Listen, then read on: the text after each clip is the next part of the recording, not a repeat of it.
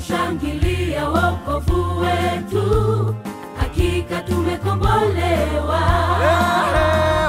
Leo twashangilia wokovu wetu, hakika tumekombolewa.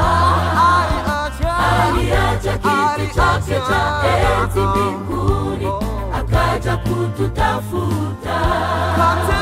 Katemewa akapigwa kwa ajili yetu, kwa hiyo twapata wokovu.